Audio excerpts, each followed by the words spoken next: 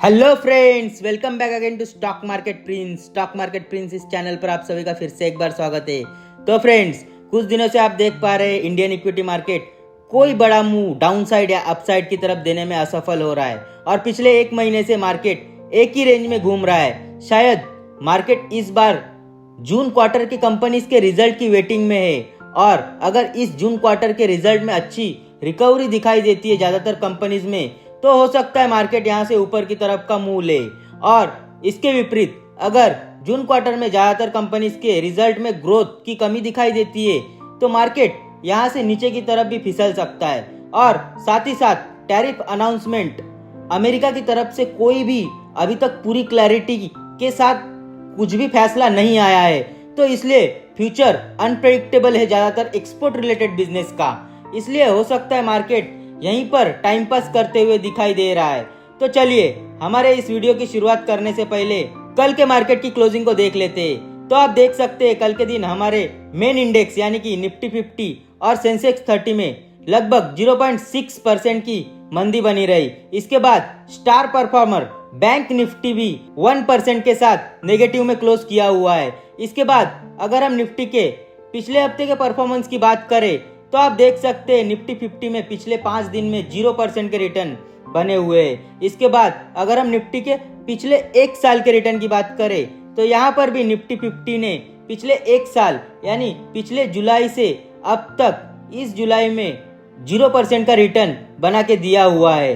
यानी कि पिछले एक साल में निफ्टी 50 में कुछ भी रिटर्न नहीं बने हैं। यह एक कंसोलिडेशन का फेस है इंडेक्स लेवल पर। यह तो हो गया हमारे निफ्टी की कहानी पिछले एक साल की। अगर हम कल के दिन के अलग अलग इंडाइसेस की बात करें तो आप देख सकते हैं कल के दिन सबसे ज्यादा गिरने वाले इंडाइसेस में Nifty private bank, Nifty consumer durable, Nifty financial services और निफ्टी स्मॉल कैप 100 थे, जहां पर लगभग 1.5% की मंदी बनी रही। इसके बाद देख सकते हैं आप Nifty mid cap 100, Nifty PSU bank, Nifty health care, Nifty consumption, यहाँ पर भी लगभग 0.6 to 0.7% की मंदी बनी रही। इसके बाद Nifty FMCG, Nifty infra, Nifty auto, Nifty pharma, यहाँ पर भी लगभग 0.4 to 0.6% की मंदी बनी रही। और लास्टली आप देख सकते हैं निफ्टी कमोडिटीज, निफ्टी रियल्टी, यहाँ पर 0.1% की मंदी रही। और ग्रीन में रहने वाले सेक्टर्स में निफ्टी आईटी और निफ्टी मेटल थे, जहां पर निफ्टी आईटी में एकदम फ्लैट परफॉर्मेंस देखी गई कल के दिन क्लोजिंग तक और निफ्टी मेटल में 0.4% की तेजी देखी गई। तो फ्रेंड्स, जैसे कि आपको पता ही है अभी के समय काफी स्टॉक स्पेसिफिक मार्केट बना हुआ है और जैसे जैसे कंपनीज के रिजल्ट आउट होते जा रहे हैं वैसे वैसे स्टॉक्स ऊपर या नीचे की तरफ के मुंह दे रहे हैं। तो इसलिए आज हम दो कंपनीज के रिजल्ट को विद डिटेल डिस्कस करेंगे। दोनों ही कंपनी ने अच्छी खासी ग्रोथ दिखाई हुई है अपने रिजल्ट्स में और दोनों ही कंपनीज में या फिर कंपनीज के स्टॉक ने पिछले 3 साल में अच्छा खासा रिटर्न अपने इन्वेस्टर्स को जनरेट करके दिया हुआ है। तो स्टार्ट करते हैं हमारे पहली कंपनी के रिजल्ट के साथ। तो ये कंपनी भी एक समय अभी के फ्लेवर वाले सेक्टर से है और फ्लेवर वाले सेक्टर्स में यानी कि ट्रेंडिंग है काफी अभी इस कंपनी का सेक्टर। और इस कंपनी का नाम है HDFC AMC। और AMC नाम से आपको पता चल ही गया होगा HDFC ग्रुप की दिग्गज म्यूचुअल फंड वाली कंपनी है। इस कंपनी के अगर हम ओवरव्यू देखें तो आप देख सकते हैं लगभग 1,20,000 करोड़ का मार्केट कैप हो चुका है इस कंपनी का और कंपनी के फाइनेंशियल सेक्टर से बिलोंग करती है।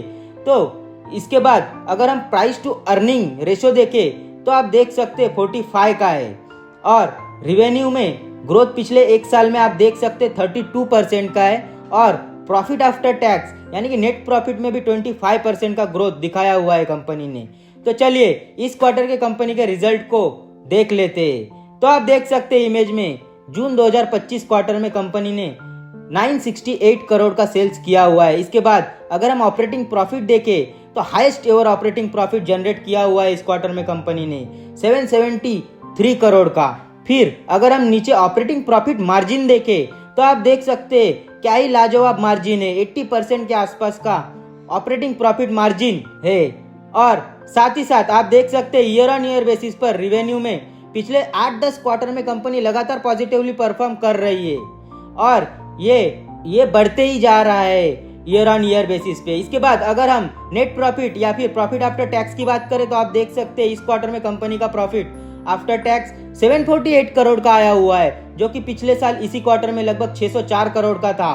तो 25% का प्रॉफिट आफ्टर टैक्स में भी ग्रोथ दिखाया हुआ है कंपनी ने। इसके बाद आप देख सकते हैं प्रॉफिट एंड लॉस स्टेटमेंट में पिछले 3 साल में कंपनी का जो रेवेन्यू है या फिर सेल्स है ये डबल हो चुका है। मार्च 2023 में कंपनी का जो सेल्स है वो 2100 करोड़ का था, जो कि अभी के समय बढ़कर 4000 करोड़ का हो चुका है। और अगर हम नेट प्रॉफिट की बात करें या फिर प्रॉफिट आफ्टर टैक्स की बात करें तो 1423 करोड़ का नेट प्रॉफिट या फिर प्रॉफिट आफ्टर टैक्स बढ़कर अभी 2604 करोड़ का हो चुका है। तो काफ़ी बढ़िया परफॉर्मेंस है कंपनी का पिछले 3 साल में, प्रॉफिट में भी और सेल्स में भी। इसके बाद अगर हम वैल्यूएशन रेशोज देखें तो कंपनी के आप देख सकते हैं वैल्यूएशन में काफ़ी बढ़िया सुधार हो चुका है। जहां पर 25 का पी देता था मार्केट, वहां पर अभी के समय 45 या 41 के आसपास का पी रेशो हो चुका है कंपनी का। और ग्रोथ के साथ साथ वैल्यूएशन भी अभी कंपनी की बढ़ती जा रही है। इसके बाद अगर ऑपरेटिंग प्रॉफिट मार्जिन देखें तो 80% का ऑपरेटिंग प्रॉफिट मार्जिन है। और आरओई और आरओसी भी काफ़ी बढ़िया है, 30 और 40 का। तो इसलिए कंपनी को अच्छा खासा वैल्यूएशन मिल रहा है अभी के समय, और फ्लेवर में भी है। इसलिए कंपनी का स्टॉक भी ऑल टाइम हाई के आसपास परफॉर्म कर रहा है। और अभी के समय कंपनी का स्टॉक ट्रेडर्स की रडार पर है। तो चलिए, ये तो हो गए हमारे HDFC AMC कंपनी के रिजल्ट। और इसके बाद अगर हम सेकेंड कंपनी की बात करें तो सेकेंड कंपनी का नाम है L&T फाइनेंस कंपनी। ये कंपनी एक फाइनेंस कंपनी है या NBFC टाइप कंपनी आप बोल सकते हैं। इस कंपनी का मार्केट कैप 50,000 करोड़ का है। इसके बाद पी यानी कि प्राइस टू अर्निंग रेशो 19 का है। इसके बाद अगर हम रिवेन्यू में ग्रोथ देखें तो 15% का है पिछले 12 महीने में। और पैट ग्रोथ यानी कि प्रॉफिट आफ्टर टैक्स में भी ग्रोथ 8% का है ओनली। इसके बाद अगर हम प्राइस टू बुक देखें तो आप देख सकते हैं प्राइस टू बुक रेशो 2 का है।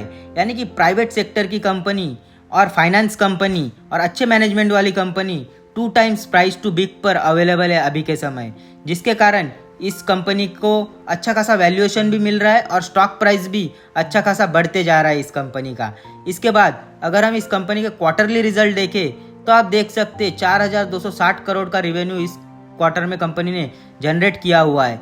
इसके बाद अगर हम एक्सपेंस और इंटरेस्ट एक्सपेंस को लेस करें तो फाइनेंसिंग प्रॉफिट 984 करोड़ का कंपनी ने जनरेट किया हुआ है, जो कि फर्स्ट एवर या फिर सबसे हाईएस्ट प्रॉफिट है इस क्वार्टर में कंपनी का सिंस बिफोर। और इसके बाद अगर हम फाइनेंसिंग प्रॉफिट मार्जिन की बात करें तो यहाँ पर भी कंपनी का फाइनेंसिंग प्रॉफिट मार्जिन पिछले 8-10 क्वार्टर से लगातार बढ़ते जा रहा है, जो कि अभी के समय 23 का फाइनेंसिंग प्रॉफिट मार्जिन हो चुका है। यानी 23% का फाइनेंसिंग प्रॉफिट मार्जिन है। इसके बाद प्रॉफिट आफ्टर टैक्स की अगर बात करें तो जून 2025 में कंपनी ने 701 करोड़ का प्रॉफिट आफ्टर टैक्स जनरेट किया हुआ है। और इसी क्वार्टर में पिछले साल कंपनी का प्रॉफिट आफ्टर टैक्स 685 करोड़ का था। तो थोड़ी बहुत अच्छी रिकवरी कंपनी के प्रॉफिट आफ्टर टैक्स में भी देखी गई है, जो कि एक अच्छा सिग्नल है। इसके बाद अगर हम प्रॉफिट एंड लॉस की बात करें तो आप देख सकते हैं प्रॉफिट एंड लॉस में कंपनी का मार्च 2022 में 12,000 करोड़ का सेल्स था, जो कि अभी के समय बढ़कर 16,000 करोड़ के आसपास का हो गया है। यानी कि सेल्स में उतनी कुछ खास बढ़ोतरी नहीं है। लेकिन अगर हम प्रॉफिट आफ्टर टैक्स की बात करें तो आप देख सकते हैं 850 करोड़ का प्रॉफिट अभी के समय बढ़कर 2650 करोड़ रुपए का हो चुका है। यानी कि कंपनी की बैलेंस शीट में काफ़ी बदलाव हुआ है या सुधार किया हुआ है। और मैनेजमेंट ने पीछे कहा भी है कि उन्होंने काफ़ी रीशफलिंग की हुई है लोन बुक में, जहां पर उन्होंने कॉर्पोरेट लोन्स कम किए हुए हैं और रिटेल लोन बुक को काफ़ी अच्छा खासा बढ़ाया हुआ है। इसी कारण से आप देख सकते हैं कंपनी के पास रिजर्व काफ़ी बढ़े हुए हैं और कैश इक्विवेलेंट भी अच्छा खासा इंक्रीज हुआ है, जिसके कारण शेयर प्राइस आप देख सकते हैं 3 गुना हो चुका है पिछले 3 साल में इस कंपनी का भी। तो दोनों ही कंपनी के रिजल्ट काफ़ी अच्छे आए हैं। देखते हैं आगे चलकर कंपनी के स्टॉक प्राइस में किस तरह का मूव आता है। और यहाँ पर भी स्टॉक अभी ट्रेडर्स के हॉट लिस्ट में है। रिजल्ट अच्छे आ रहे हैं, इसलिए स्टॉक प्राइस भी हाई के ऊपर हाई बनाते जा रहे हैं। और यह कंपनी ज़्यादातर कोई न्यूज़ चैनल या मीडिया का हिस्सा नहीं है, तो यहाँ पर एक और अच्छी तेजी मिल सकती है, तो आप इसे अपने रडार पर रख सकते हैं। तो चलिए फ्रेंड्स, आज के हमारे इस वीडियो में इतना ही। मिलते हैं नेक्स्ट वीडियो में किसी न्यूज़ न्यू रिजल्ट या न्यू कंटेंट के साथ। तब तक के लिए सी यू, बाय बाय, जय हिंद।